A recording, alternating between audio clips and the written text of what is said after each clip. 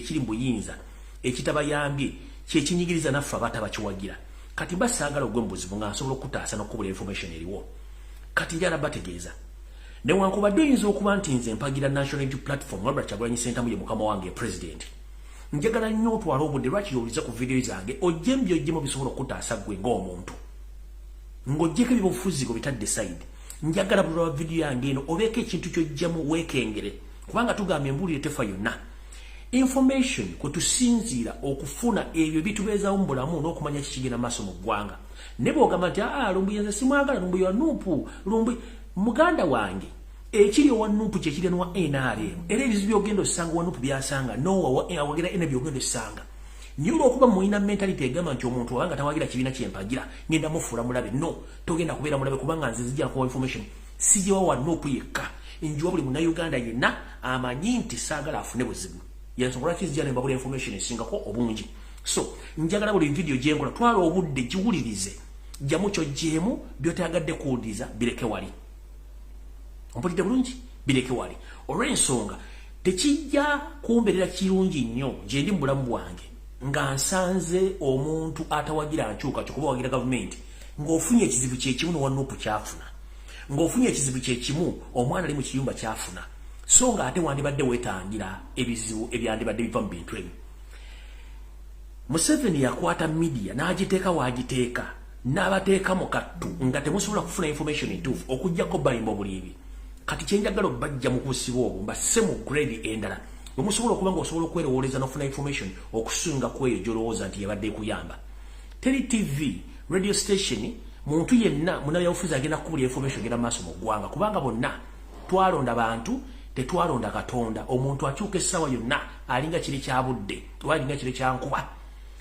busobola okukyanga omusana gwakapereketya zigenda okuwera ssaawa nnyo ez'okumakya ng'ebire bikyuse bireeta nkuba wegwe tutamuna byabufuzi kati njala bategeeza gwe okuggyako nga ogamba nti obwongo tebuwulizaako wadde okukyuka awo ojja okufunira obuzibu naye banga osobola okukyusa obwongo buno otunula mu nsonga endala ojja kuba wettanidde bulungi nnyo ensonga enkulu kali ngenze ku kigulalogi kyaleero era tuwendeko mwe abanyumira akanyumiro kana k'ekigulalogi kansubire temuli bulungi era njala tandika n'ekigulalogi kino olwaleero ekigulalogi kino kigenda kusinzira era ku mboozi ebyabufuzi njagala mbatwale mu makuumiro g'ebisolo eby'omu nsiko kwe kugenda okusinzira ekigulalogi kyaleero amakuumiro g'ebisolo oba kye tuyita game parks mubeeramu buli kika kya kisolo kyonna ekibeeramu naye mulimu ebisolo nga byo ate biyimiriddewo ku bisolo binnaabyo ngira bimanyiddwa nti ekyo kikusala mu maaso kigenda kukulya kati NRM ng'ekibiina ky'ebyobufuzi ekyabba obuyinza ngenda kitwala nti bawampologoma bwe bannayuganda ffe busolosolo buno bwonna obusigadde bingi ti owagira Nuupu bingi ti owagira FDC owagira DP owagira CP ffe busolosolo buno obusigadde kati empologoma bwe ziba zitudde mu miitingi yaazo nga mulimu enkazi ensajja obwana n'obukyali mu lubuto buteesa engeri gye bugenda okubeerawo n'okufunamu ebyokulya bo zo zibeerewo kati ffe be bateesezza okulya ate ebiseera ebisinga twesuleegwa naggamba tutasobola kutegeera nti omulabe waffe ali ogwo ye wampologoma kabeere wampologoma ng'omusanze enkazi ajja kulya kuba omusanze nga musajja ajja kulya nekyasooka okukola kwe kunywamu omusaayi bwakunywamu omusaayi ayinza okukkuta ennyama n'agirekewaawo kati zino empisi endala ne zijja ne zikola ki ne zirya kyegezaako kutegeeza kiruwa ffenna bannayuganda yoseeri tihabula tobasire mutano wakati jenseereza musezedde bw'atuula ne banne z'empologoma tebalina kirungi kye bateeseza munnayuganda okugyako kukamula n'okukubba n'okukutta bo kibateesa kyekyo naye kati ggwe gwe bateeseza okubba n'okutta lwaki ate tufaayo kulabula nakwebeereramu kutegeera kikigenda mu maaso mu ggwanga ne wesuleegwa naggamba ne bamaliriza nga naye bakuliddemu ekivundulwa nti olwaleero mulabe bulungi nnyo omukulu eyeyita omukulu omukulembeze w'eggwanga ayogedde akinnambuka ng'asaatuuka ebigambo ayogera bwabyagala akangazza neŋŋamba woyita miniti lindako omukulu ono alowooza alina endagaano ne Katonda oba alina obulamu obw'obulamu busukka ku bwalowooza ngebigambo byogeranga buli lwayogera tasobola kuwa kintu kyakulabirako kyaliwo ko mu Uganda ensonga azirambulula asinziira mu 1986 ye walooza nti Uganda we yatandikira ku ye n'atamanya nti Uganda yaliwo era n'abakulembeze abalala byeyasangawo yalooza yabitandikako muwulidde bulungi mu kyope kya abadasoma okuva mu 1986 naye nga bwe nabagamba nti ono omwami ye yeeyita clever kubanga ye kyakola tasobola kulambulula issue akulimbira mu figures n'akulimbira mu bintu gwe byatasobola kulambula bulungi gunoza nti akutegeezezza kumba bakubuzaabuza mukulu Yoseti bafuna twasala mutalo wakati yensireta muziziro oyogedde bigambo bingi nnyo ng'otudde n'empologoma zo empologoma zino mwe muli ba minister mwe muli abamaje mwe muli MP abateeseza okubabba ze tuyite empologoma kati muganda wange gwe akasimba akagabi ng'oli eyo okyosidulye gwa nagamba muve ku mpologoma empologoma zijja balya zibamalewo okutuuka nga mutegedde ne mwekolamu omulimu ne mutandika okulwanyisa empologoma ezo bwe mutakikole empologoma zigenda tuya zitumalewo nga tewali muntu yenna azikubye ku mukono kyekibadde ekigulalo gikyaleero kankifundikire wano ngende ku information entuufu eyandeese era ntandise bweti buli muntu ali kuno njagala okukwata essimu yo eyabuyonjo okakase kyembagamba nti zino mpologoma zajja kutubba wabukeredde olunaku lwaleero ku mitimbagano egy'enjawulo bataddeko nti omukyala Mama Sadolini ono w'ebibombolo alinga entulege ne munne oli eyayika Windows amumyuka mu kubiriza parliament omu bamuguliddeko emmotoka n'endala ejja ne bakugamba nti emmotoka eri bajuguze obuwumbi 280 emotoka jibaguze Benz kikacha Mercedes Benz S500 jibaguze naye emotoka eyo njagala mbategeeza mazima gali nti kwate essimu yo genda kugolla Moses okebere emotoka eno egula emitwalo 11 mu 1010 ensimbi zo mu America latest model egula emitwalo 11 mu 1010 ezesente zo mu America neboziza mu pound era tezingira mitwalo 15 bobanga mazo jikola ku buli kimu okutambula okutuuka e Kampala eyinza okugera mitwalo ndozanga 15 ejja dola bano basirwa jjo okwota abasinza nyirimu entannamba batadde emmotoka eno ku mitwalo 5 mu 10 ne bagamba zibagiguze nabagamba nti omulimba asaana mukkiriza kwate simu yo genda ku Google otekemu emmotoka bagita Mercedes Benz S5 latest model 2002 egula mitwalo 11 kitegeeza ndi bobozi kyusiza mu za Uganda teziwura obukadde 15 eberi mbukadde 4 mwana mu 5 ku current rate kati bana ababbi bagenda tulekera ki njagala parliament ya Uganda mu kwato omusajja eyakoze procurement y'emmotoka eno oba ali mu ministry oba member parliament oba yoserike nyini mu kwato omusajja no muteke mukomera nga ndabo gisimu fungize abaana bali ku ngudo tebalina mmere abaana bali makomera tebalina mmere abantu bakyafuna kyakulya abantu bakyasobola kufuna deseri zibatwala mu ddwaliro ne muzanyira ku nsimbi z'omuwo musolo nga mukola ebintu by'ekyemula bintu mutimbagano weeguli ene mmotoka egula emitwalo 11 so si mitwalo 5 mu 5 mu 10 eza dollars za pound gwe yagitadde ku buwumbi 2 mu bukadde 8 na uli mu kyamu emmotoka tewezadde obukadde 6 kati yayingidde tya mbuwumbi egene mbuwumbi kitegeeza bana basajja bakyatubba kwata simu yo genda mu Gola Moses go Twitter gogo oteke mu search Mercedes Benz S5 SS500 2022 bwesuke mitwalo 15 John Vume ku social media nkuwetedde bwetedde kuvumira bwerere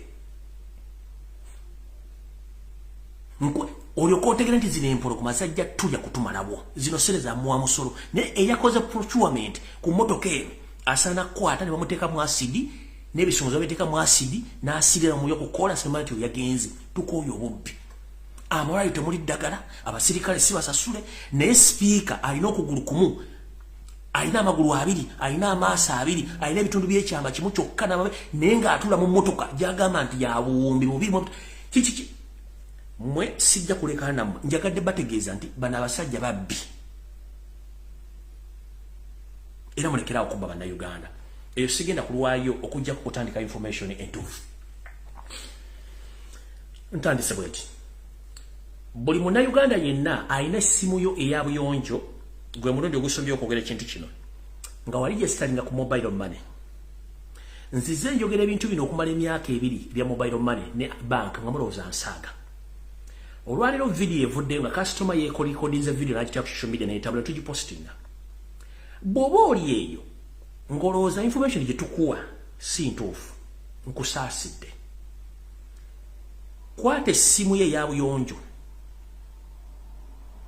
naddala mu abaana bali mu diaspora be bajjako ensimbi zammwe nababudde ekyokukola mukimanyi bulungi nnyo. Nammwe abali e Kampala mwesonyiwe kye tuyita mobile money mukyesonyiwe n'okuterekako ensimbi zammwe mukyesonyiwe kuba bagenda babba ensimbi bazimaleko. Kati olwaliro njagala kutegeeza bannayuganda buli alina akawunti mu banka ya Uganda wenna genda mu banka okebere account balance wo ali ku account yo. Ntegezeddwako bakirayinti nga 6 okuva mu Centenary Bank. Centenary Bank okuva omugenzi Dr. Sepirian Kizito Lwangaro yafa. Centenary Bank eri mu kufaafagana nga ntungo eziyiika. Obubbi obukudde ejjembe ku nsimbi z'abakasitoma ku banka account ez'enjawulo buyitiridde. Nti oyinza okubolooza olina obukadde 2 bagenda okusindikira message ng'olina akakadde kamu mu emitwalo 6 ng'emitwalo 4 gigenze teri agimanja ekikutte. Njagala kutegeeza muna Uganda ina ng'olina bank account mu Uganda genda mangu na bugisimu fungize obuze bank bakuwe bank statement yo era bakuwe kye tuyita bank balance ali ku account yo lwojja proving ati byenjogera bituufu. Mwenna buli alina account mu Uganda genda ochekinge sente mmeka z'olina ku account ng'obudde bukyali. Otherwise wandifuchufua ngochiza munda nga sente zo bazibba. Namwe abantu balina sente mu Centenary Bank okuva omugenzi Dr. Sepirian Kizito Lwangaro yafa banka yayingiramu abavandume ababbi abatuusi bali mu kwagala kusuula banka eyo sente zammwe ziggibwa ku account nga temumanyi. Kino nkiirako obuvunaanyizibwa n'omuntu wa Luganda lwange kyamutuuseeko abadde alinayo sente eziwera agenza okuddayo nga sente zeetoddeko nga tebalina explanation.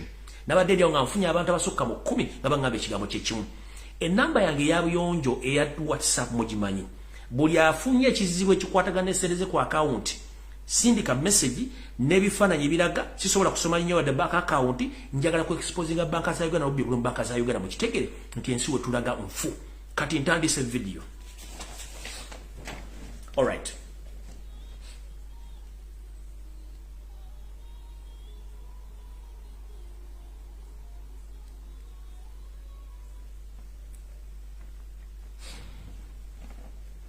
Eno message njagala egende bannayuganda mwenna baddukanya business nga oli mu kitundu ekya Buganda, strictly muri mu kitundu ekya Buganda. Bingiti oli musoga, bingiti nti oli ki. A minute please, nakubira esimu bangamba ki. Hello. Bisat Sonrabi, Bisat Sonra. Evet, Bisat Sonra. Okay. Eno message njagala egende libana Uganda mwenda baddukanya business mu kitundu kya Buganda, strict baddukanya business. Oba oli Muganda, oba oli Musoga, oba oli Munyoro, oba oli Muki. Njagala otega amatuulirize bulungi nnyo. Nzize mbagamba nti mugule amaaso era muleme gawumbira nga mulowooza nsaaga. Ekitongole ekya Uganda Revenue Authority ekiwooza omusolo mu ggwanga ne ba state mafias abasajja batuusi balina enteekateeka ekimpatiira ey'okutandika okuteeka emisolo emizibu ku buli muna Uganda era alina business nga bagenda bakuba omusolo gw'otawuliranga nako nga optional ezina 2 either osasule ssente ezo oba business yo bagiggale wayitewo ebbanga bagiteeke ku nnyondo bagitunde bagiye omusolo gwawe bakugambye. Tukimanyi bulungi nnyo nti mu Buganda abasajja bangi basasula omusolo era nga ne revenue bali bakisasula omusolo. Naye abasajja Museveni byasindise abali mu Uganda Revenue Authority balunge business z'abasajja n'abakazi ng'abaleetera emisolo gye batawulirangako. Bw'obanga obadde osasula obukadde 10 mu business yo buli mwezi kati kigenda kwetaagisa okuba nga osasula obukadde 50 buli mwezi. Kati bagenda kujja nga bakubisizzaamu emirundi katabalika bakuwe omusolo gw'otamanyi. Nfunye information okuva mu kampuni ez'enjawulo naddala bannansi abaddukanya business ng'ekitongole kya Uganda Revenue Authority kibalumba ku business zaabwe ne zikikubako amakufulu ng'abaleetedde emisolo bo kye batamanyi nako. Era bakugamba either pay or we close your business, and if you don't clear out all the pending taxes your business is going to be put on auction. Bakogamba bati nti sasula emisolo gino oba business yo tugigale ate emisolo bw'otagirongoosa business yo tugenda giteeka ku nnyondo tugitunde nga tewali muntu gwe tugenda kwebuuzaako.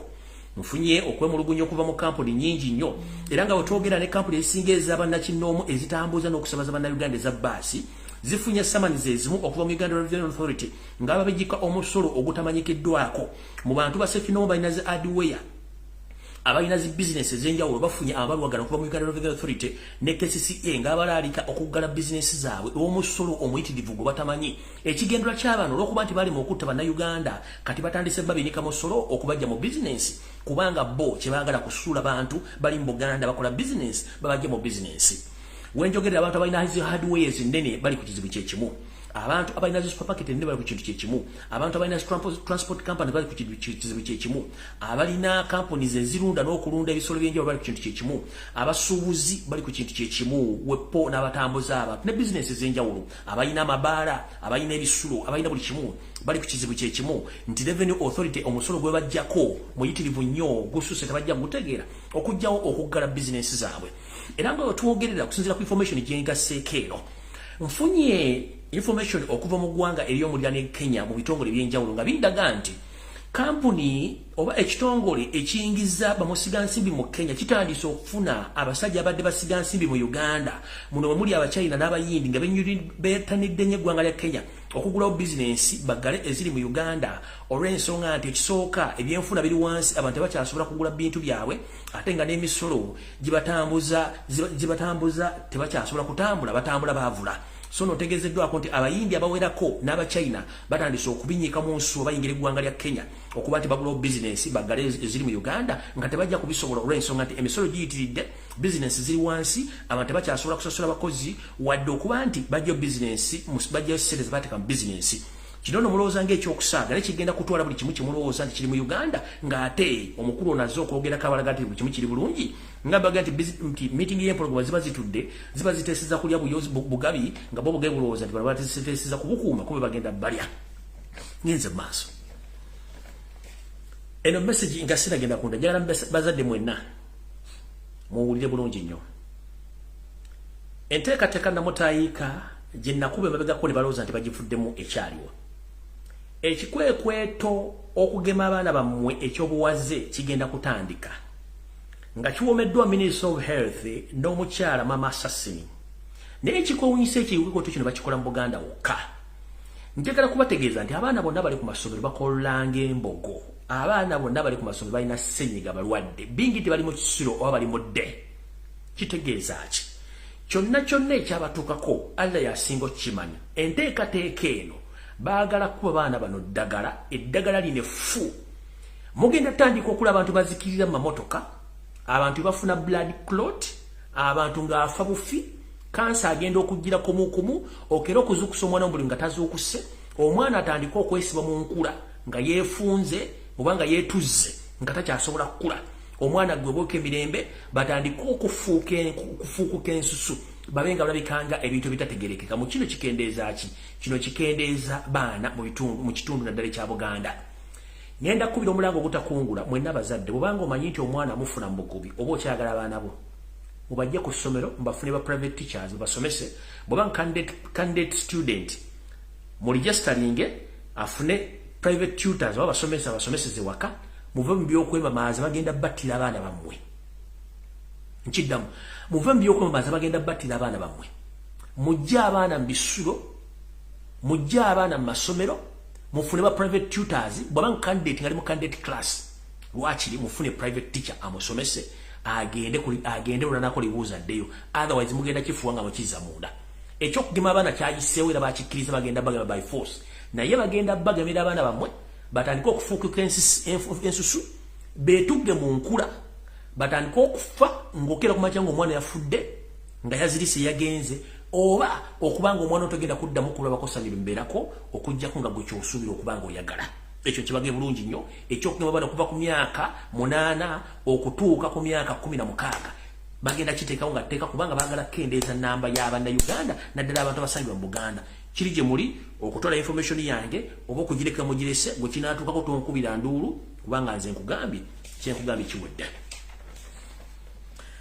Dr. Ruth Acheng eyeyita omukulu akulira ekitongole ekya ministry y'ebikola mu ggwanga kansubire nti oli bulungi gye baleko gye otuusaako engalo obaddeko mu ggwanga lya Canada ndowooza wakadde Kampala wataddeyo tweet ng'ogamba nti ekirwadde kya COVID kyeyongedde mu Uganda era kisinze kuva mu bitundu by'e Kasese Fort Portal era n'ogamba abantu badde bwambale masiki era ne ku mawuli mutandise ekitambuza ekibooziboozi kyammwe ekya COVID-19 well and good mwe bali nnyo balidde njala kutegeeza bannayuganda nga bwe nabagamba nti Muhoozi Kanyirupama Muhoozi Laaga Lukwata Junior talina wasobola kuyita mu ssemateeka wa Uganda kufuga ggwanga Uganda okuggyako okuwamba kati abasajja bano batudde mu ngalabi zaabwe enkalu mayinda bagamba emitwe gyabwe mikalu nnyo brain za monke okutegeera balina kwa munguuba nnyo okuggyako okukosa emmundu kyekyo kane bwe bazza mu reasoning tebasobola ku reasoninga mu resolution gye bafunye bagambye tuzze ekibooziboozi kya COVID-19 oba kya ssennyiga Lumbuye tukiteeke mu bantu tusobole okuteekawo omuggalo ogwokusatu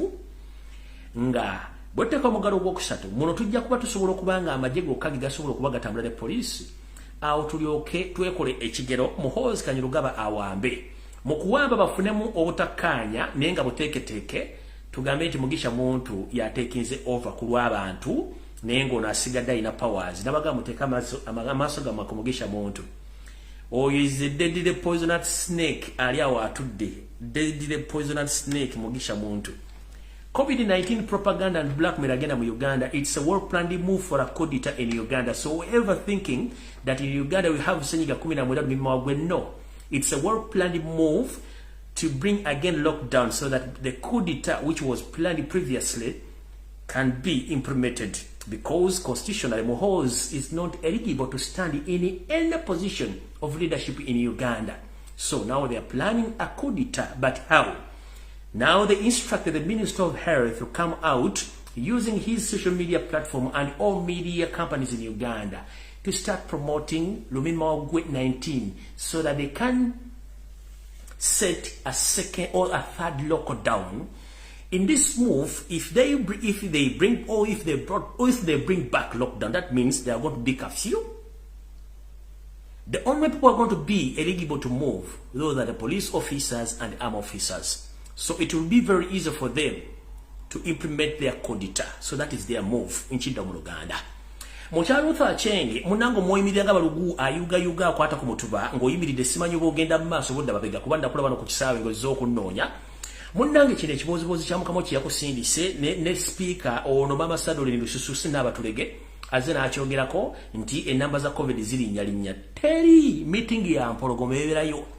Obwana bw'empologoma ne butategeera.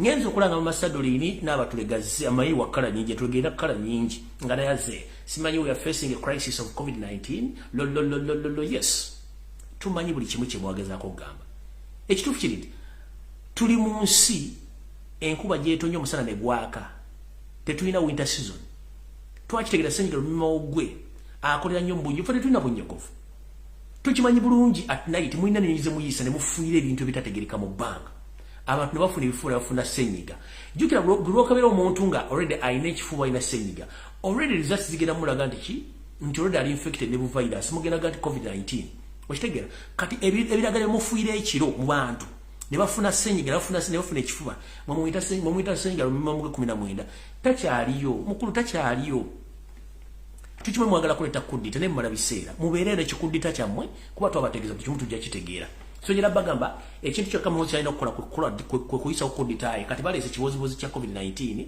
oba Senyiga 19 baleke batiisetiisa abantu bakola lockdown please mugikole nabagamba buli kyemukola ffe tukifunamu nabagamba guwandikola ekintu okulumya omunonzi kangu yambe muyambe ekkiriza enswaso etaano mulayirege engalabi muleete bange mutuwanguyizeeko in fact newe ekibanja mukiteekewo bambi muteekewo ekibozi kyammwe kikule ne media musasule ziyimbe twagala mukikole mangu mukikule mangu bambi mutwangu nabaga buli kyemukola ekisookera ddala bambi munansonyiwa nze nabasoma bweso endowooza yammwe ya mungu ba brain za monke kao mentality yabajjudde you don't think before you act. The moment you sit in the meeting and discuss issues, you just go and implement those issues without knowing the repercussions of the outcomes of all the consequences. kati muli omuga tutendere kibozi ani ko mugenda fe tukime mwagala kwewamba mwewambe situle kutugana mwewambe in fact mwewambe nane kiroze kiva ku media kuno kumala emyezi nanga njagala kibozi kyamwe kino mekudda mu kyogera ko mwewambe mutuyambe buyambi mwewambe nekiganye simani wa kimu kiganye nenjagala tegeza abantu ono Ruth Achengi n'abantu abatanso ganti waliyo COVID-19 babi banonye ebintu bibiri kisoka bagala kulera kibozi kino bakubire World Health Organization ebeka kasente kebawa idea soka idea yokubiri yeya kudita okwewamba okweza obuyinza muhozi kanyirugaba nenga ne muntu mwali designer ekyo temukirabirawo novudde ongenze ku kintu ekirala conspirant yose otuse ku video eno wotogere sawa zino Uganda efuse ekukusizo eryebyo kulwanyisa ebigendo kucyankalanya East Central Africa buchanga omwezi guli ku nkomerero ya bwonga gunatera okugwa Uganda ekukusiza ebyokulwanyisa ebiri mbumbiro obumbi obwensibi eza dola mujjukire nti nabagamba ko givudde katono nti omukulu yose tibabula tabasale mutano wa kalensi era temuzezedde omusajja omutuusi munnange afuba nnyo okulaba nga atwala empaya ye okugijja mu East Central Africa agyongeze walala nabagamba nti omwami ono yali emabega w'abasajja abayeekera abali mu ggwanga erya Ethiopia waggulu eri gye tuyita mu Tigray region abali befudde ekyo nga balwanyisa gavumenti ya Ethiopia era nga yomu ku bafanda era baplana abali mu lutalo lwakuba nti balunyamu egerero kyankalana wotwogerera Ethiopia bali bagiteekako obutagula byakulwanyisa n'abayeekera bali kati Museveni gwe bali bayisizaamu ensimbi ogula byokulwanyisa ngera tasobola biisa Kenya bingi za Somalia bingi zaawa nga kyalina okukola kwe kugula ebyokulwanyisa bino nga biisa mu ggwanga eryalwa n'ebya Tanzania bingire mu Uganda birege South Sudan bigwe Eritrea biryoke bigwe mu ggwanga erya Ethiopia eri waggulu mu Tigray kati ebyokulwanyisa byonna ebimala biyingidde eggwanga byonna part of ebyokulwanyisa munnange ebimu bugenda Congo ebimu bugenda Eritrea olutalo abali abayeekera ab'e Tigray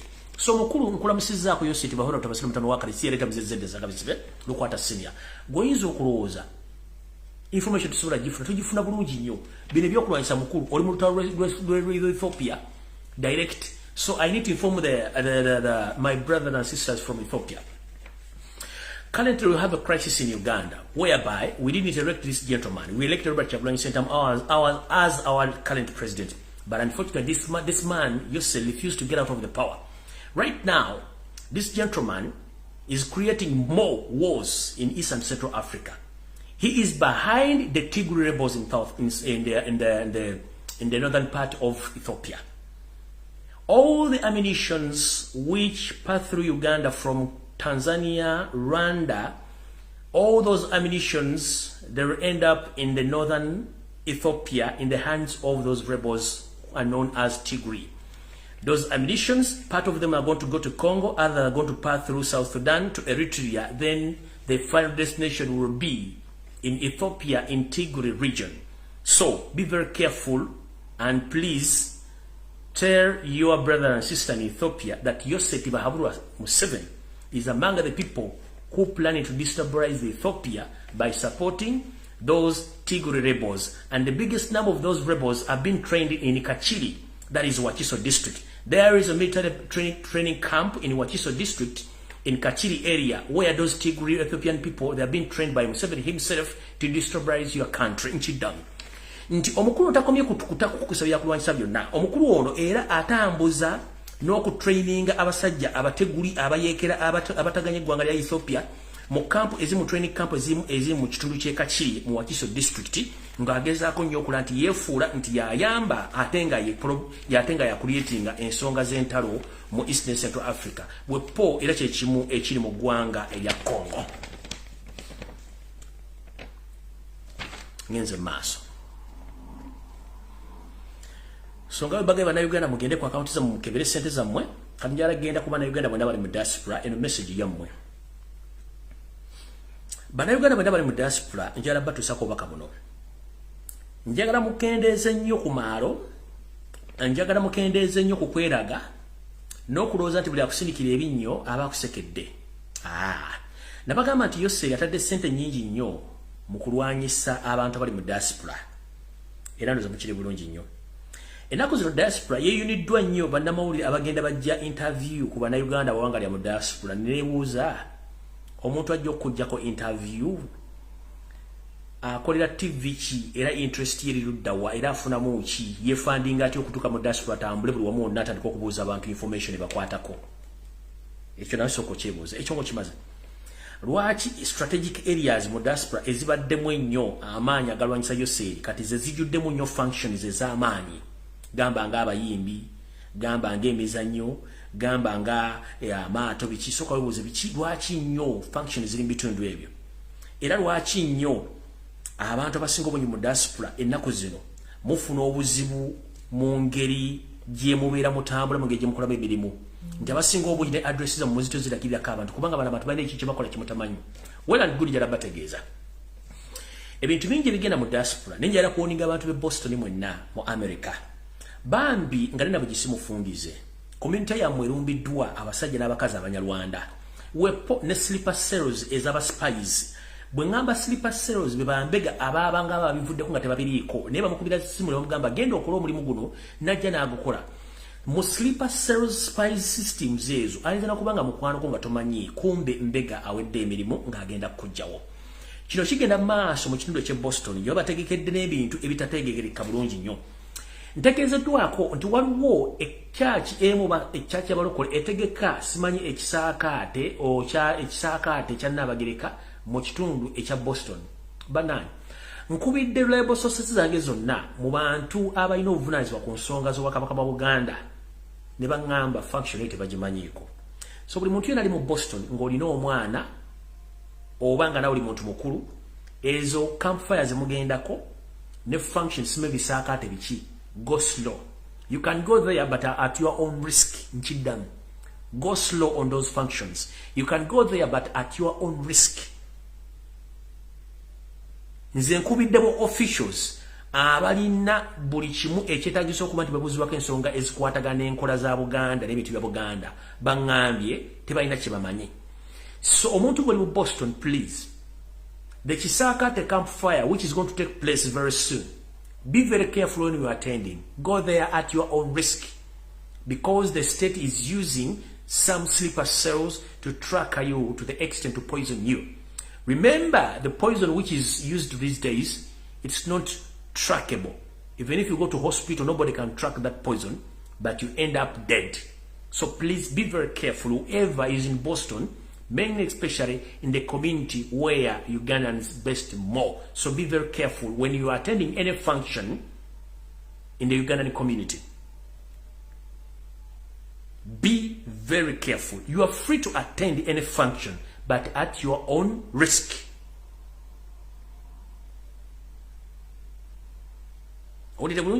You are free to attend any function, but at your own risk. The outcomes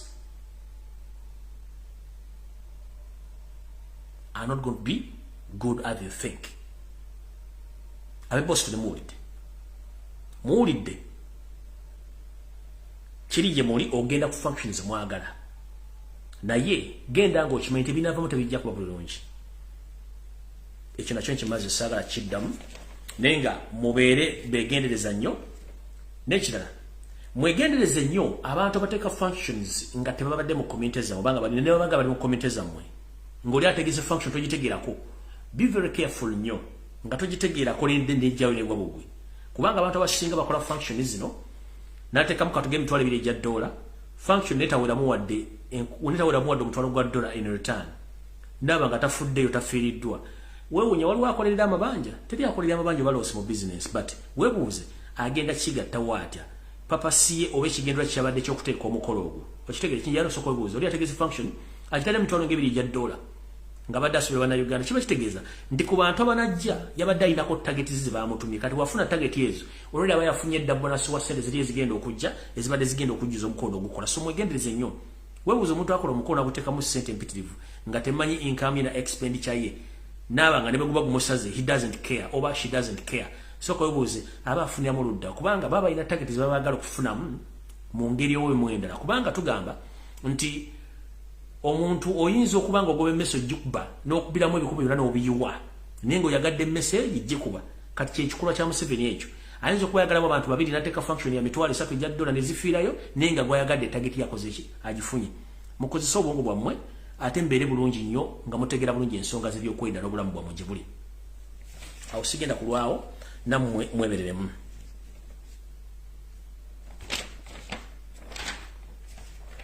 Alright. Eno message njagala egenda eri mwenna abakulu b'ebika nansangwa bino 8.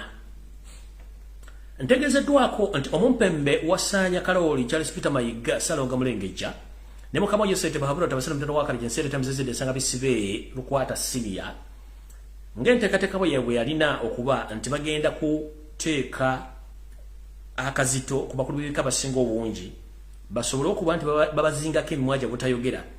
Kizuuse nti eriyo abakulu b'ebika abagaana okukwatagana n'ebintu bya Charles Peter Mayiga wasanya Kaloli Salonga Mulengejja okuba nti bakkiriziganya naye enteekateeka eyo n'okuleeta ensowole mu bika byabwe newankubadde zigenda zingira mu mpolampola. Okusinziira ku drone yange ennekusifu yantegezezza nti ebika bino ababikulira 8 ebigundiivu mwegendereze nnyo abakulu b'ebika bino kubanga state ebataddeko eriiso jjoji nti muyinza okubanga mugenda kulumbibwa mu ssaawa yonna mu ngeri y'okubayirwa kanyo kawulire namwe muveewo Mayiga asobole okukola byayagala. Ebika bino wammanga abakulu babyo mwetegereze nnyo mwegendereze nnyo. Muno mwe muli ekika ky'emmamba.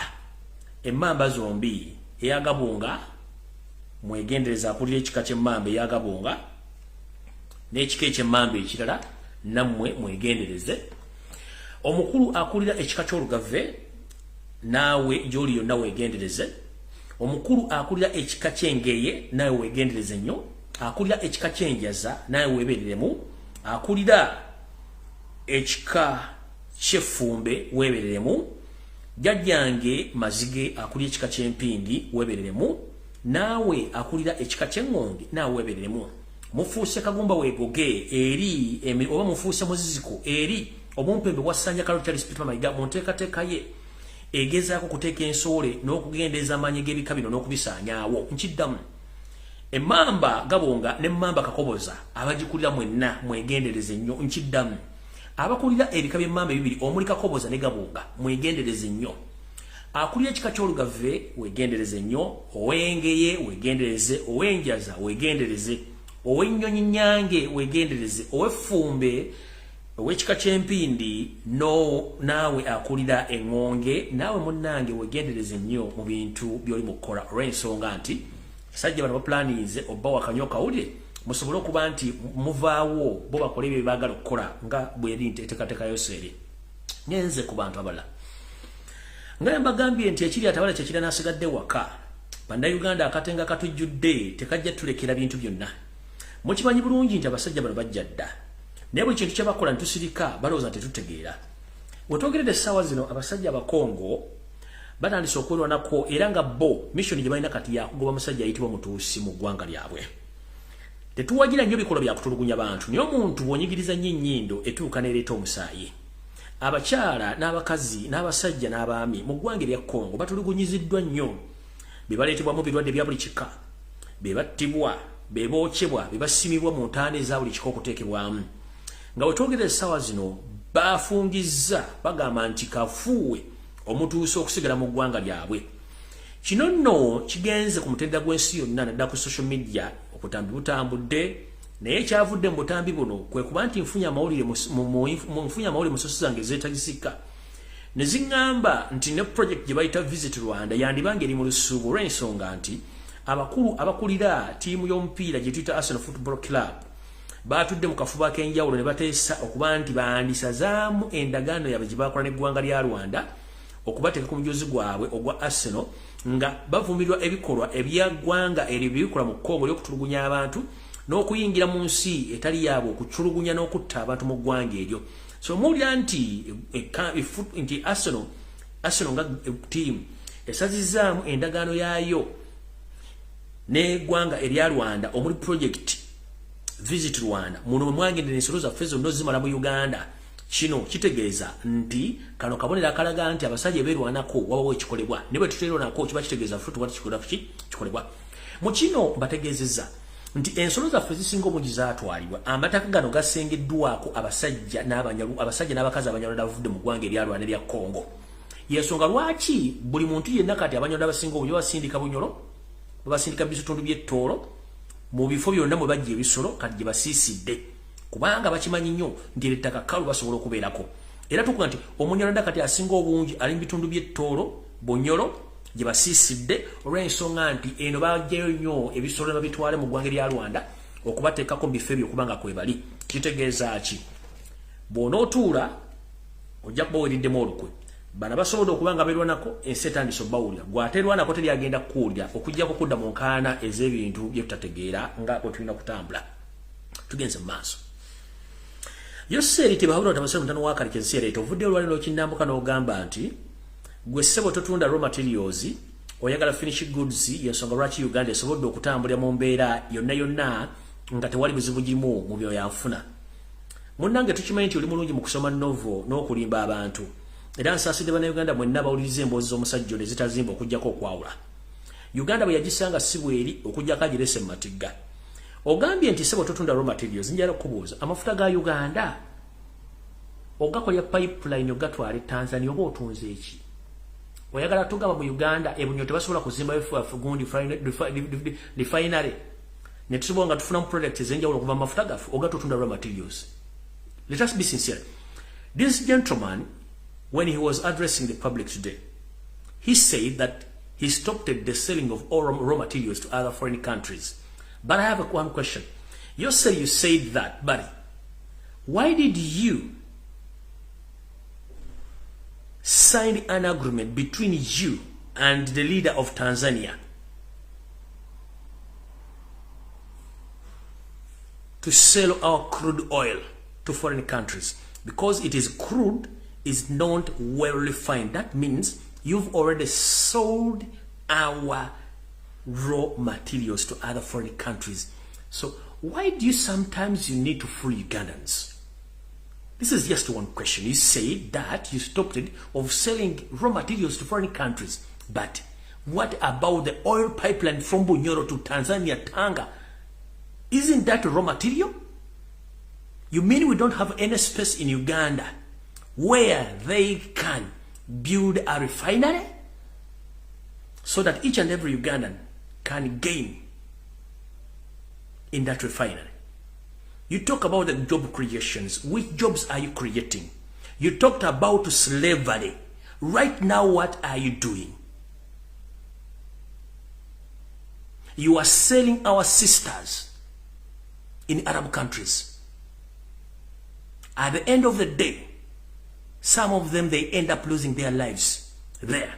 No one cares about them. You are just on media, bossing around because you don't care.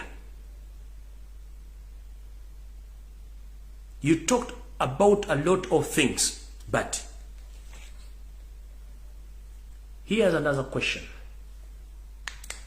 Uganda, we have a lot of mineral resources, including gold. Have you ever informed Ugandans what is taking place in the Central Reserve? Because we don't have gold. We don't have gold reserves there. Recently, I came out here and I informed the public that Uganda annually we produce 80 tons of gold. But where is the money of that gold? We have marble in Karamoja. How much money do Kalamajongs receive from those expensive stones? Those stones are given to Chinese. And those stones are being transported and exported to China direct. And in return, those marble stones are brought back to Uganda and they are very expensive to Ugandans. So who is fooling who? We talk about hides and skins. Your friend Basajja Baraba is the sole exporter of hides and skins in Uganda. Which factory do we have in Uganda which produces shoes or any product which come from those hides and skins? Which factory? Which factory? Which factory?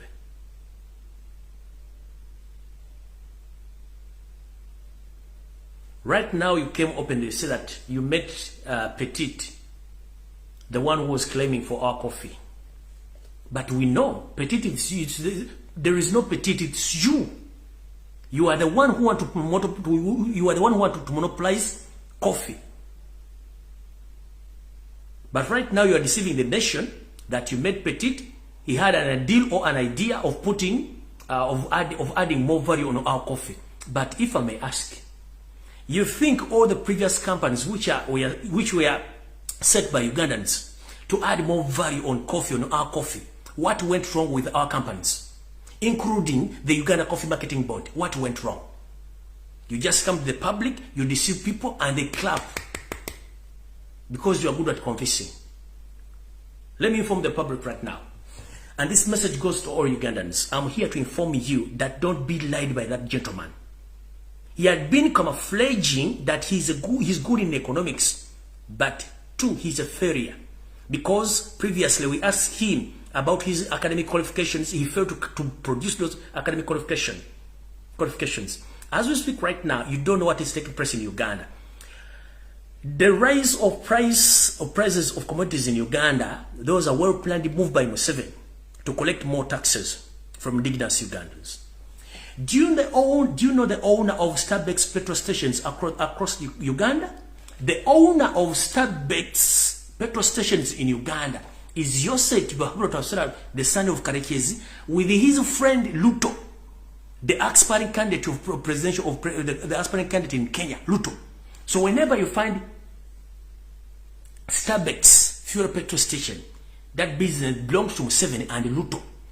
That's why previously himself with other government bodies, they came out and they said that we are intending to demolish some petrol stations, especially in Kampala and other outcuts of the country, including on highways, because they want to monopolize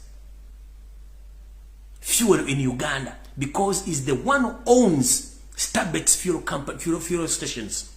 So he wants to kick out all indigenous Ugandans who have been dealing in fuel, so that he stays in business, as his plan to stay in business, taking over coffee. The same gentleman who addressed the nation today is the same man. Kanchido mu Uganda. Omwani ono avudde n'ayogera ebigambo bingi nnyo bitakwatagana. Nti tatunda bintu bikozesebwa kuva mu bintu bya bulijjo, yabiyimiriza. Naye mubuuze ebibuuzo bino muganda amafuta gaffe gwakola pipe gatwale Tanzania. Siro material. Chogambe ebunyolo tewaliwo osobola kuteeka refinery tufunamu amafuta gaffe nebafuna ebiva amafuta tasobola kiddamu. Ne mugamba tufuna gold gwe tusima mu Uganda tufuna ttani 8. Naye sereza gold ziri ddatirira zoogera ne mbako vigante li gold ekyo n'ekimala.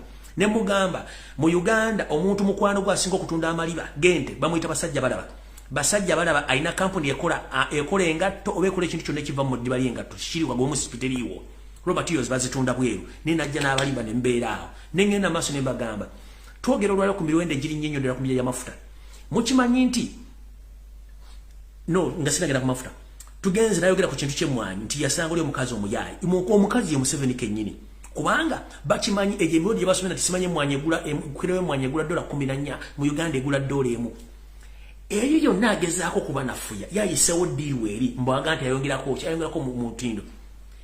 Twalina Uganda Coffee Marketing Board ng'erina ebyo bisusula emmwanyi ku buli mutendera gwonna na buli bw'omu ebyuma watuka mbuyinza baakwata ebyuma bya Uganda Coffee Marketing Board ebyali ebigolo biwali yabitwalira Rwanda gye biri gye bikolera n'emmwanyi eziva mu Uganda 60% zigenda Rwanda ne baleka bazibrandinga ne baziguza katale k'ensi yonna ne bazikola bye baagala. Owulira emmwanyi za Uganda bwe yamala okutunda ekyuma ky'emmwanyi mu Uganda n'amakampuni gonna ag'olubagajjawo n'akola ekintu n'aleeta ekintu ky'agowa mbwate agowa agenda kuyaba na Uganda okutandika okutunda kotoni waabwe. Omanyi omusajja ono musimu agenze n'agamba kati tunulira pamba simanyi pamba kilo gitunda 7 meka simanyi Museveni bannayuganda twalina ekyuma kya nayitiro ejjinja nayitiro n'omutunda abalima kotoni wabalekerawo option ki tewaliwo nojja n'oleeta agowa agwa noga twagala abana amberera bokka bayingire mu kutunde mu kutunga ebyalaani ne muwandiisa abaana basukka mu 10 bonna nga mbeera tebalabanga ku musajja wadde n'ogu no bakwasa omusajja omusirira nka Kananathani yali weyita mu Grand Imperial Hotel gye nakolako Kananathani n'ekigulupu kye kyonna ekyabatuusi ne bafunisa abaana ba Uganda ebuto abaana 10 kampo teyakoladde emyaka 3 n'eggwaawo kati abali bali wa cotton esawa zino bakola ki bamutunda luddawa eyo company business neegwa okitegeera kati ojja obuzaabuza abantu kati mukulu esawa zino mwava ne mugamba Kampala State Council ne Uganda Investment Authority ne Minister of ne Muganda Katumba Amala batandike okulondoola petrol station eziriranye mu Uganda mu Kampala Ntebe wa Kiso neziri ku highway mutandiko zimenyawo muzije kola isisi muzigo musobolo kuba space amasunju gamafuta nembagamba emiwendo gy'amafuta girinye mu ggwanga tegirinye bukoza amafuta tegaliiwo no ekintu baki planning nga bagala kujja misolo mingi kuba na Uganda naye nga balina ekigendwa nti Museveni ne mukwano gweruto bagala kola kituyita monopolize okumonopolizing amafuta gabegabe mu Uganda nga batunda amafuta nga bayita mu petrol station gye bayita Starbucks ya Museveni ne yesimbye ku bukulembeze wa Kenya gwe bayita Ruto yensonga lwaki mulosanga Starbucks eri ku international level ate webeera on both sides either on left and right bwoba ogenda e Kampala ojja gisanga naye oba ofuluma Kampala ojja gisanga zaabwe kati bo bwe banaamenya zino petrol station zo nezisigadde obungi mu Uganda bo nga basigala mu mafuta kati kye bakola essaawa zino okuteeka emiwendo gy'amafuta okulinnya baagala kujjayo ssente zaabwe ze bainvestinga mu kugula ettaka n'okuzimbamu bwe banaganda okugambira nti amafuta gakendedde ebbeeyi mu myaka gye simanyi ng'olwedde bafunye capital omungi okuva ku ssente z'ababinyisa ez'amafuta kubanga amafuta gava e Kenya ng'emiwendo gyago gyenkanaganda amafuta g'e Kenya bwe giyingira ku nsalo emala bwe busiya ne gakyuka windows ne baleka bagabaseera kubanga bo kibalina okukola amafuta gaali ku 2,000 kati gali ku 7 kitegeeza bagadabulinze 4,000 4,000 zezizaawo ssente z'amataka mu 7 ne Ruto zibaguze mu Buganda wonna wali Starbucks bwe banaamaliriza okusoloza ssente ezo countrywide jukira amafuta gabadde ku 3,000 kale kitono nnyo 3,000 katugate ku 3,000 kati gali mu 7 kitegeeza bakutaddemu 1,000 kati 1,000 ezo bakujja buli liita bazza ssente zaabwe zibainvestinga mu kugula amataka okukola kampuni ya Starbucks eri ey'amafuta ebbanga ne bakubbira emyaka 2 nga amafuta gasigadde ku bbeeyi okumala emyaka 2 kitegeeza ssente ze bazigyeeyo mpitirivu nnyo ate kampuni ze zigenda okuba nga zizina obuyinza obutunda amafuta nga bala temukyasobola mba mugenda kukola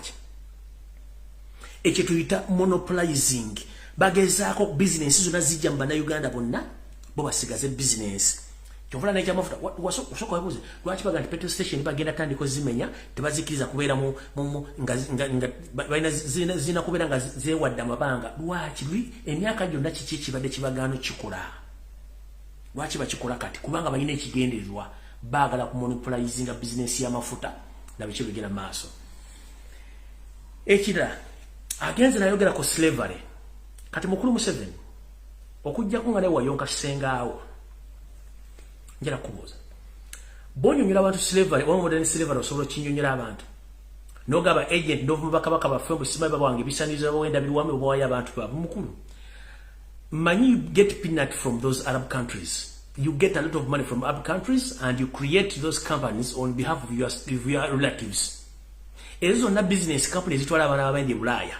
zonna zizo that's why obasindika muli ba agent bana abaana abobuwala n'abaana abobulenzi abagenda they are meant to okufuna $2,000,000 per month tebazifuna bafuna mitwalo 7 ku mitwalo 8 ani ali balance if you really you are genius as you say lwaki buli mwana afuna contract nga mulimbi ekapata afuna $2,000,000 mu kitundu bwatuka omuwalabu amugamba your government said you should get 800 list 900 why akamwe 10 bakamubiri ani akasa gwe akajjawo gwe kenyini kati gwe n'abazungu bali abasoka bakula baddugavu ani asinga obutemu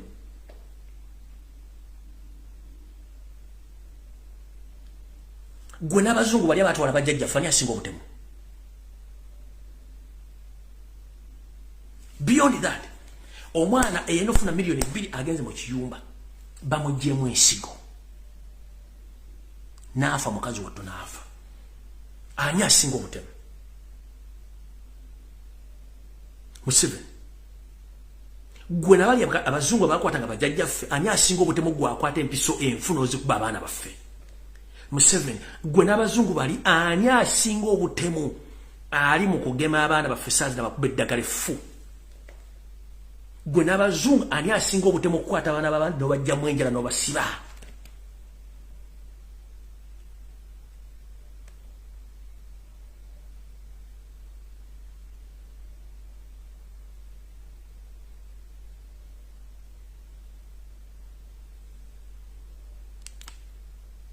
ani asinga ogwo obutemu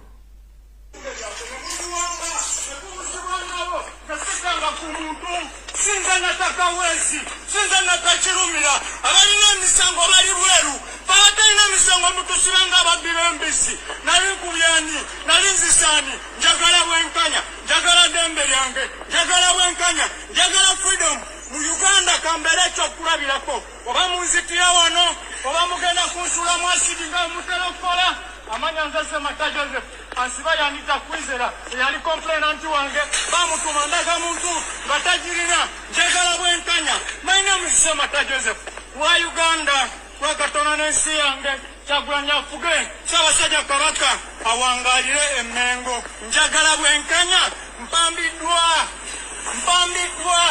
nga bwe kikolebwa wano bwe tuwambibwa kubuzibwawo ng'enswa bwe tuwambibwa tufa bufi omulambo ogwange gulinoonya buli omumenyi w'amateeka mu ggwanga lino esiga eddamuzi temutukoza bimala mutunda ensi mulowooza tugenda ensi agendako makumwe gavumenti mwabatemu eya mukulu Museveni mukomye kunze njagala bwenkanya obujulizi zisalyakawugwa sigenda kubeerayo siddamu kulya kikosolo nkibalekede mu kooti siddamu kulya kikosolo mumpe eddembe lyange komplenanti wange waba yanta mumpe obwenkanya njagala freedom etandikire kunze sinza nakakirumira sinza nataka wesi nze siguyanga ku mundu mutufugisa mundu na tiagasi namasasi mubifumbe mulije tulibala Uganda tenafuna mmere lwaki mutuyisanga nte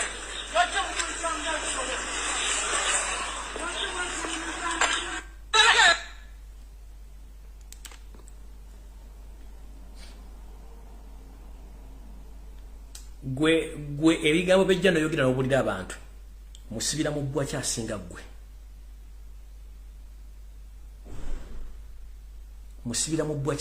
gwe n'okwata n'omukuba noyagala omutta wuuyo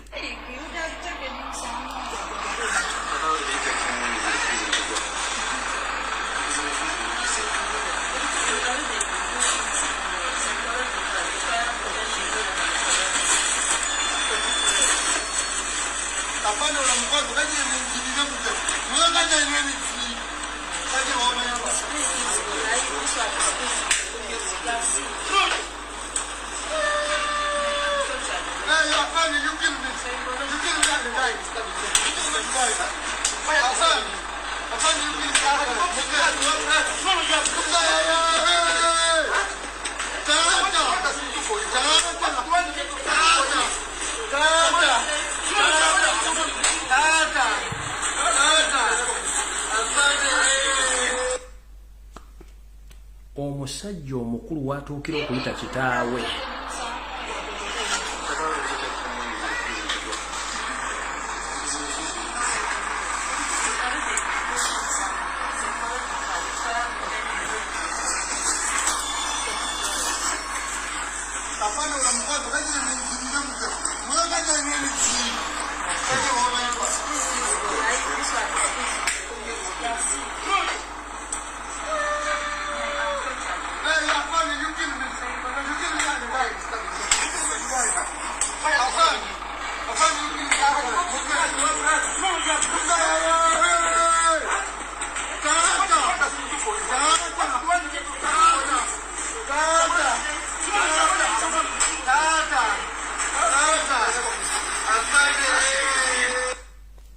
omusajja omukulu watuukira okuyita kitaawe.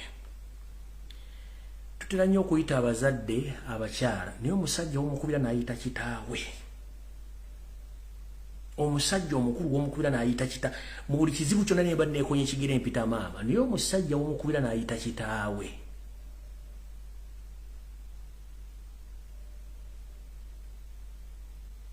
Mwenna abali kuno muli 4,000 buli lwofuna ekizibu oyitawo wennyabo naye omusajja omukulu watuukira okuyita kitaawe. Ate wuli omusajja kawe Masaka kuba ayita taata watuukira okuyita kitaawe.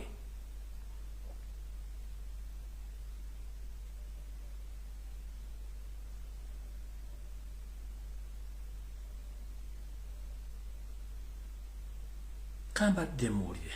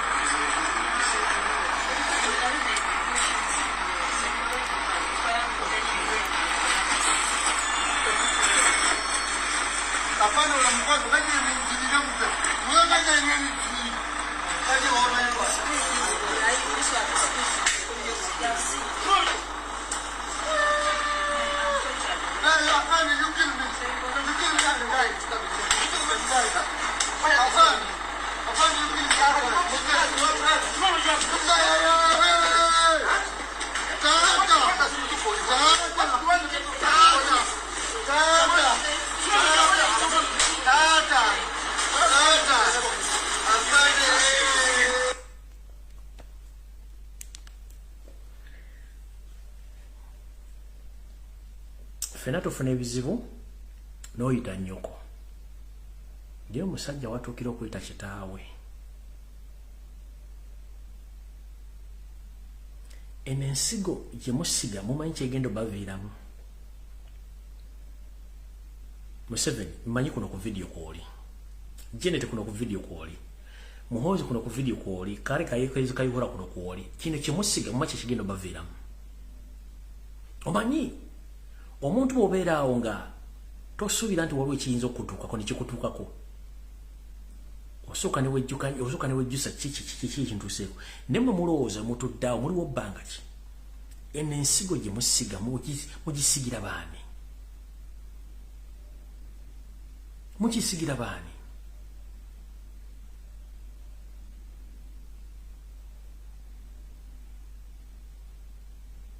Natasha oyina abaana. Dano oyina abaana. Patience oyina abaana. Lwabugo oyina abaana. Muhoozi oyina abaana. Muhoozi nategeddeko mukazi wo Susan Luchamuzi yafulumya eggwanga if I'm not mistaken. Yafulumiza abaana. Nentegerako nti ne Patience wafulumiza abaana bonna destination oba tolwa Ethiopia. If I'm not mistaken. 2 weeks back and wakuba na missing information ejibagamba. Abaana bemukukusa mulowooza gye bali banaabeera safe teri bana Uganda. Manyi, apart from politics there is reality. Apart from politics there is reality. What you sow is what you reap. What you sow is what you reap. Obukama buno mwoleso okuba bana b'abantu. Obukama buno mwoleso simwe mwina obusungu. Let me tell omuntu asinga okuwa omusungu wafera omutemu ye muntu asirise kubanga wakola ekintu ojja kwejjusa. Mwe kubanga muli ba intruders, you are foreigners, you are refugees. But you keep on torturing Ugandans to the extent. It is very rare a man to call his father in such a situation. Normally we call our mothers in such a situation. But in such a situation, if you see a man or woman call his mother or call her mother, that means it's beyond.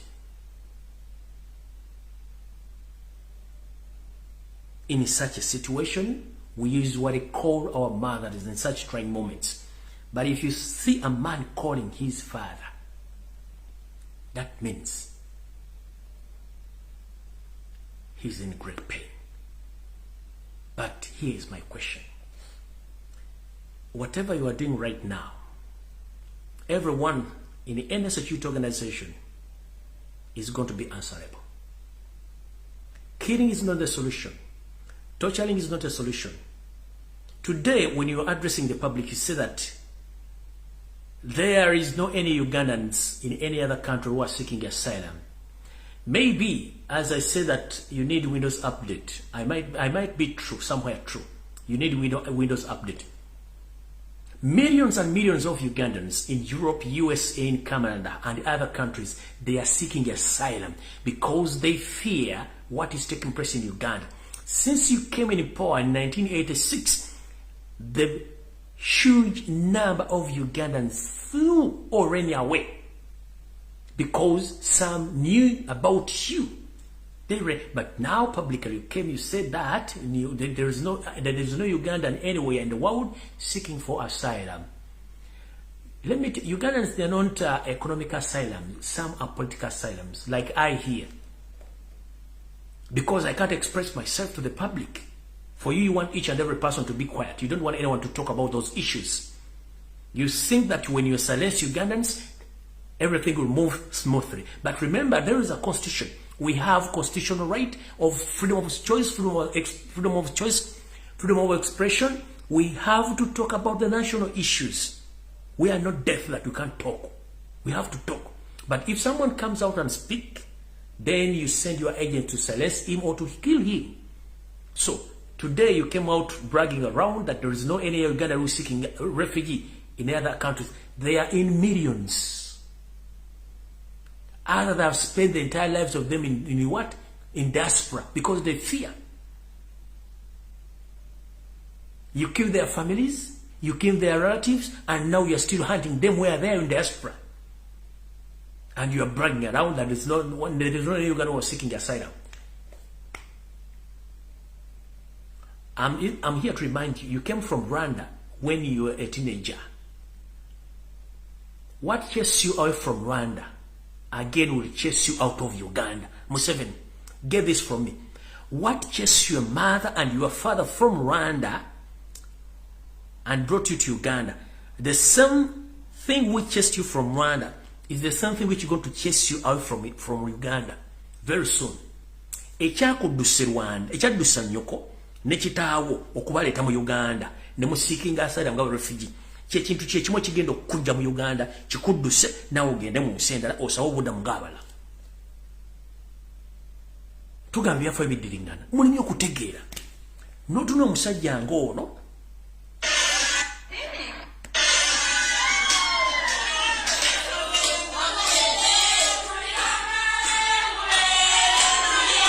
these are Ugandan exports right now.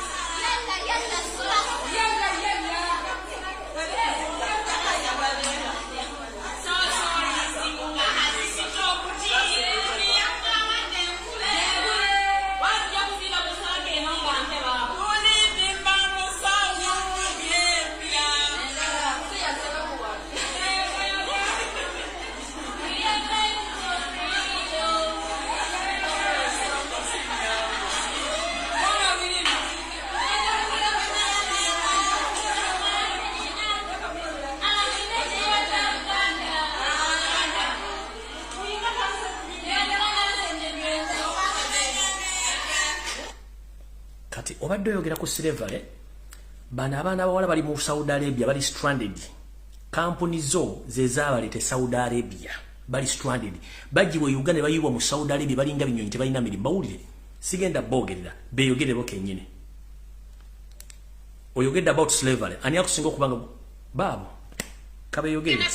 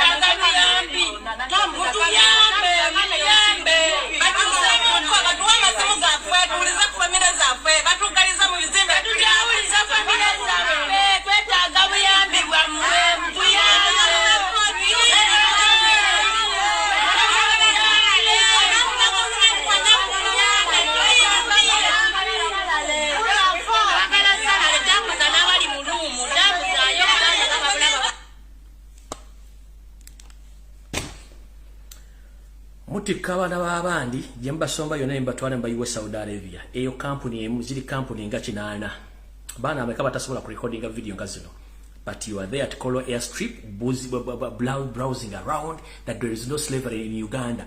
You are the master of slavery in Uganda as we speak right now. These companies belong to you. These companies now that mubasajja mumuloze nsimugira jikungulamu. You are the master of slavery. You are the master of slavery in Uganda. Bana abana babuwala basula kirindi bagete bachayina na bintu bikozesebwa mu nsonga za kikyala bamaze emyezi mukaga tebasasulwa bali ku kampuni batudde kyokka gwa abana bo abazzukulu bo buli muzzukulu alina ente 3 basomera mu Harvard basomera luddawa nenga bali basasula omusolo. Omwana ono yajja ina contract ya milioni 2 mu kitundu natuka mu Saudi Arabia tugenda solo mitalo nsawba kinana na sindike emitwalo 8 ne kigende Uganda gituka Uganda nga muzedde wafunye emitwalo 5 asatu ani agabba nengo mubbe emitwalo 3 buli mwezi taina chetuita returns buli mwana asindika sente Kampala on monthly basis ayina okufuna return musedeze mba mu bieko ne mu return ne bwafuna obuzibu wadde embassy ya Uganda sobola degenda kumunula mubuuza ko mwana muwala wa badeki kyenkugamba nti wasoma mugambo wasoma economics ne brain is a monkey. If you don't care about the taxpayers no gambo wasoma ludda lumwe. You milk the cow without feeding it onofuna otya amata era ogenda gitundira ngo maziji ko gindo bagirinya batosobola kubanga mote mwasoma muloza kimukubba ubbi. These are taxpayers. Ono mwana katugende abana bali milioni mu Saudi Arabia. Oni monthly basindike emitwalo 8. How much money is that? Ngoja ka emitwalo 3 papa so nezisemeka. Tewali asobola kubala kintu ekyo kuba buli yakola kapu n'okubba gwanga. $10 10. Zesemeka zingira buli mwezi mu Uganda zesemeka. But what are returns? What are the returns these girls they gain in their streets? Bafuna mochi. This is a national export. Previously, we used to answer questions that what are the cash crops of Uganda. We used to answer coffee and cotton. But ask the question now, what are the main cash crops of Uganda? Or are the main exports of Uganda?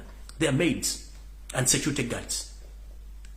But remember, all these girls are educated. And those boys are educated. But they lack what to do. But you say they're keeping on creating jobs where? Whom are you fooling? Ugandans, they pay money, they pay tax on monthly basis, but they gain nothing. Katika nsoka nchi wabudi chinonga fundikira video. Buli muna Uganda aliye. Buli sente njosasula. Obo musolo manyinti ogusasude watu ogusasude. Omusolo ogomwezi begugwako. Oyina okufuna kyetuyita returns. Obo mwaka begugwako oyina okufuna returns. Katujigayo nti mwezi oyina okufuna returns. Returns zeziriwa. Bw'osasula omusolo ng'ogusasula gavumenti mu bintu byonna by'okola kyetuyitanga gwe omusasuli w'omusolo mu returns zonna okufuna kyetuyita service delivery. 1. Amasomero olina okuba nga omwana wasomera bwerere ng'asomera mu masomero ag'ebbeeyi. 2. Amalwaliro galina okuba nga galina eddwaliro nga n'ambyulensi ekukima anytime. Amasannyalaze olina okuba nga ogasasula ku ssente za wansi kubanga osasula omusolo. Okitegeera? Amazzi olina okubanga buli mu Uganda ofuna amazzi amayonjo wadde ogasasulira. Those are the services. Okitegeera? Security olina okubanga abasirikale eggwanga likumba bulungi nnyo abantu babakuba bababba. Right now omusajja wulu wali simanyi badde lukuli oba badde lukuba luddawa baamumbye emisana tukuma kuba amasasi mu nnyumba ye emmotoka ne bagitwala. Kyetugamba those are returns. Those are the returns. Wano musize tulimu okwa weunzo bakasana kakwochezako n'ogwa so wenda within 2 minutes ambulance zijanga 10. Ngandi mugwira mind you nga siri mukozi wawo ngandi mugwira ambulance zijanga 10. Funa kamunguruze ku park empya. Funa kamunguruze ku park empya. Ojja kufiirawo ate bakutwala mulago bakusalemu ibumba n'amawolo babibuwa still. Nebo ogwe ensimbu yo. Babakutwala mulago kutuusayo. Nga bakujjamu ensigo n'ebiwowolo nga bakubira lwaboga ate mukodi mu amusezi lwaboga tufunya na agudde ensimbu tumujje mutu awine ensigo nnungi lwaboga abagamba mu ekyokola mutu bakujjamu ebiwowolo nga bapitwala so buli wamu saako mwasa kulinga mu babubbi kyembagamba nabawala muri kintu muri business muri property ya Uganda kitu ta property ya Uganda emisolo gimusasula seze bajjako muino kufuna services ndi mu Saudi Arabia ufunye obuzibu embassy kijisasuza ko sasula embassy eyo embassy liwo kulwo lwa mu Uganda lwaki bayamba sente ziba kujjako ngo sindike Kampala zisasula abasirisiro abera mu embassy ezo wawudi wazeze basasula kanotunire embwa yavudde Kampala ejere goluba lulinga lwa mbuzi mbwegenda kuwandisa abantu ndaga muntu umusajja omujja lwa Dawidi abantu abala babulayo mu nsoko okuwa services bana Uganda Ali Dubai mula bewu registration yana tulage chikoli mutula and the requirements to bring on that day should be your identifications, for example a passport. So on that day it will be on 3rd and on 4th. 3rd and on 4th of June you'll converge. Sisobola kumuwa credentials zange oyo n'abantu abalinga abo kuba tubakuuye ate mugenda kubona abona mbwa mmwe mugenda kubona abona omwana we muri kubana abantu mbatulugunya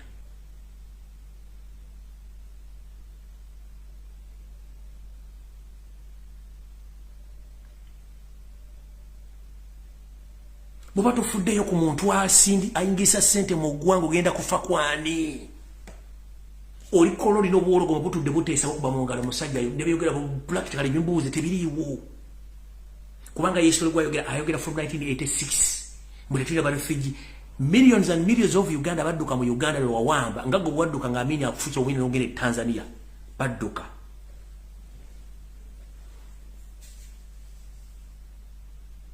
kati muri ku media mo suppressing abana tebagala kuogera and this message got all Ugandans. The moment you go silent about national issues muwedde Museveni kyasinga okutya mu nsimu tatya ssasi naye ate kibayita ekigambo kati mwenna abaana bali ku social media ngenda bagamba let nobody intimidate you, let nobody controls you. Speak your mind, yogera bwe kyoyina okwogera against your country because you have your constitutional right to speak on national issues. If you don't want to talk about your national issues, remember, every month you pay taxes. But what are the outcomes of those taxes? Osasula emisolo mwezi kusente ze bakusalako zogaba nsibe emitwalo 5 basatu ziragaluddawa izo oyina okubuuza sente zaabwe zikola mulimu ki ngenze okwemba sibanzigalidde ebweru ani akugalidde ebweru nga gwe mukama we. You are the boss of those people in the embassies across Arab countries and then the other European countries and you are the bosses of those people. Kubanga sente, you are the taxpayers' money kubufuna omusaala. Emotoka javuga sente zizo, emotoka jali ya sente zizo, residents jaswa sente zizo, babuza. Kwa tabagala mukitegere.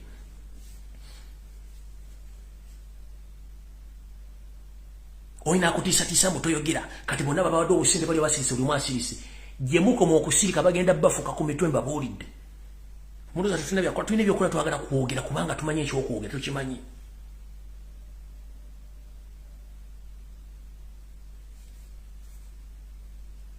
Mukaba bakumira takumira mpera. Tusinkana na kuluna. Video mangi mazi. Abayina sente mu banka mugende mukibere ku sente zammwe. Abayina sente ku mobile money muzijjeko. Nganda bijisimu fungize. Bamuna agana zitebinkwata abazadde okugemesa bana mu kimenya mateeka temukiza kugema bana bamwe. Temukiza kugema bana bamwe. Mayiga ngamfundikira. Mayiga onkulabe misana n'ekiro. Monteeka teka na mutaike yo kujja osaba basajja kabaka. naye nkubuulira muganda wange oba kitaawo yali mu lukolo lwa Tamuteesa oba teyaluliimu Muteesa mwamutta tetuliwo nga tetwogera kakutande omanyi mga sinagenda waliwo kye tuyita clever cat kati omuntu azanya clever games Mayiga yakoppa embeera za Museveni azanya clever games azanya omuzannyo nga ye tumulaba muzannyo ogwo naye indirectly nga mwali njagala bawo kyokolera obugologoso mulo buzina ku kkubo ng'oli atadde omukono mu kigoye bwoti ng'azanyisa akagologoso kwogera kazina si kekaba kazina ono ebikula byona aba ataddeyo omukono oba alina kawaya kanyola yoyo abeera nannyini bikulu ebyo kati Mayiga emizannyo gy'ozanya ng'okappa Museveni okweraga nti tali mu kutta bantu tasiba bantu tali tugimanyi bulungi nnyo gwe muzannyo gw'ozanya era buli kimu kyokola tukimanyi naye kugambye bw'oba kitaawo yali mu kutta Kabaka Muteesa mu kutta Mutebi tukulaba era nkulayirira Mayiga tolina wogenda kuyita ekikulwa ky'olimba kiyita naggomola oba satiririgo ekikulwa ky'olimu olimu satiririgo ekyokwagala okutta empologoma ya Buganda nkulaba went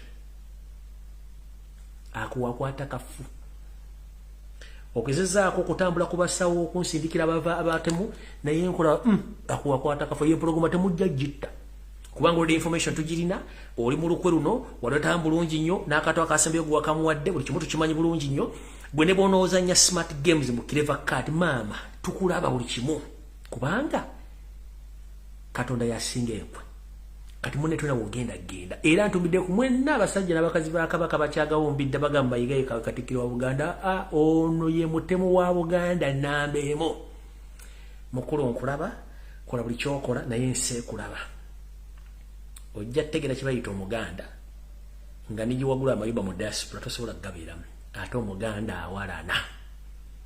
omuganda awalana simanyi oba okimanyi munnange Mayiga nkulaba ku mpologoma ya Buganda olwaki nja kusulwa nga ndi ku kyoto nkuma Omuliro naye nga nkulaba abatta Muteesa bannomanya kubanga olugero naluwulira ne ngamba singa naliwo mu biseera ebyo nga bwe ndi wane nsobola okuleekaanamukko kati mbalaba nja kuleekaana ezo ensonga zammwe zemuteeka mbu simanyi mugenda tandika okuteeka ebiwoziwozi simanyi alwadde simanyi alimu obulwadde simanyi alimu alaje kasasiro wakalya alaje bwate bwabeera kati buyalola alaje kati ali kuki nkulaba buli kimu nkulaba nkulaba waliwo negyogendeyo okukola dduyiro yo n'omumbejjoomu information ngirina naye olwokuba nti sala nnyo okuswaza abambejja ba Buganda naye nawe omumbejja weeberemu ku bintu byemukola ne Mayiga mbalaba droniza zibatambulirako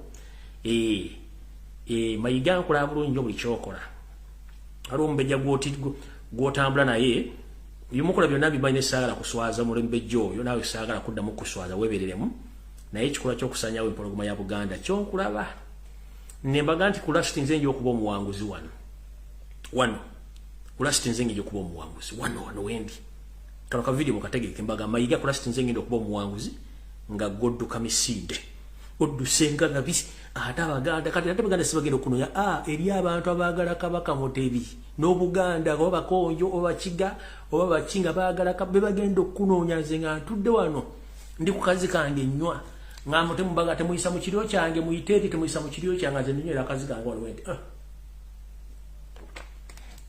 ati bonna abali bavuma Lumbuye nga nze mbatunuulidde bati mbagambe nja kubeera nokulasiti nga nze muwanguzi temukimanyi naye nze muwanguzi empologoma kyannomanya okusoma history wasa Edward Muteesa engeri gye bamuttamu kubasinga nalona ne badde njasama nga bwe njasama kati kwena empologoma gye mmanyiko gye ndabako gye bansomesa tujja kuluuta nkulaba wonna mumbejja weebereremu mbalaba bina gye muzannyira mbalaba Mayiga nsobola n'okukuwamu obudde bwa mwezi mulamba nga sikola program muli mbulange naye nga nsingala nkulaba nsobola okukuwamu olw'omulala mwezi mulamba nga sikola program muli mbulange naye nkujjako pressure ekuliko naye nga nsigala nkulaba kuba oyinza okulaba nkuteekako pressure naye mba nkulaba nkulaba nembasawo gyogenda e Masaka olina abasawo babiri bogendako e Masaka eyo bonna mba nkulaba muganda wange Muteesa Mwamutta siriiwo abaliwo bamuyamba naye Umutebi kabaka wange gwenda bako gwe mmanyi gwe bansomesa bajjajja gwe bansomesa ne bansomesa Buganda jjajja nkulaba nkugambye ku lunaku olusembayo njabaga temuyisa mu kiryo kyange mutwale naye bonna mwenna bali banvuma amuba ku nsonga za Buganda nja kuba ndi wano nga ndi mukanywa kazika maze nywa mazzi sinywa mwenge naye tulidde wano empologoma baba muli ku pesa fu nze wendi nyinza okuba omwezi mulamba nga sikola program bimuli mulangi nga nsirisi naye nga nkulaba naye nkugambye omumbejja yenna sogedde erinnya lyo ng'opepeya ne mayiga weeberemu kamera zaakulwa badda ekimanye nti kamera zikulaba kuuma ekitiibwa kyo kuuma n'ekitiibwa ky'oluli olwanya naye nga nkulaba mumbejja omu olina mayiga mutambula ate mayiga omumanyi mpiso teyeesigamwa kitegeera mpiso teyeesigamwa nga mayiga nkulaba waliwo ne nkulabisako eriisi erimbwenega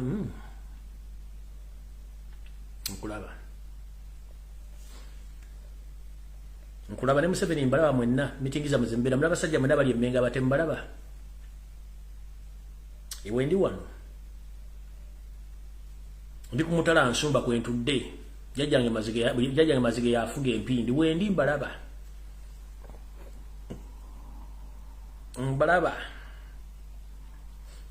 woza guno mutwe gwa bwerere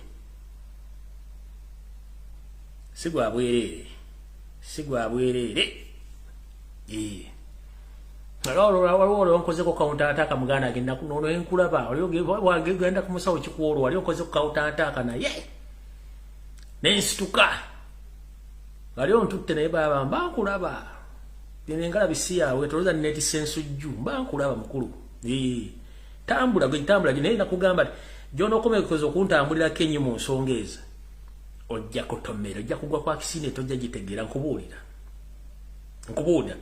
waliwo omundu wawe oba agenda kumusa oba agenda ttanga oba agenda luddawa nazuuka omuntwala nga wait a minute lindako naye nze nkubuulira genda mpola ojja kutomera nja kutomeza emmotoka nze nga sikutteko mu bluetooth ojja kutomera loole nze nkubuulira ng'otambulira ku nze gwe sooka weebuuza embaddewo nti ebbanga lyonna mutambudde ku basawo bonna ojja kutomera omusirikale yennyini akuuma avemu yakubba essasi nga tunatuuka nakufa naye ngaekikubye essasi tokimanyize nkubuulira katonda gwensinza munene nnyo ate akyankuuma nkubuulira katonda gwensinza aŋŋamba nzijejogere bino munene nnyo kino nkulabula bulabuzi va ku mpologoma va ku kutambula ng'otambula simanyi ologenze ojja kwakisida eyo mu musirikale akubba essasi naye nga naliko kinze tomutegedde nze nkulaba munaye byebyo mukama bankumira takumira mpeera mbaagala nnyo tusinkana olunaku lwonna lwonna bandajagadde okudda naye nga mwebereremu